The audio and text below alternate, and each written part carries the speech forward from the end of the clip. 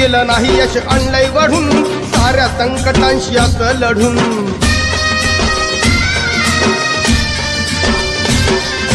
कुणी दिलं नाही यश आणलंय वढून साऱ्या संकटांशी असं लढून जिद्द होती म्हणून डावलंय करून बसणार नाही लाचार बनून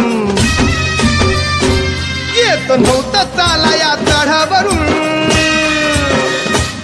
आता तू चालणार गाडी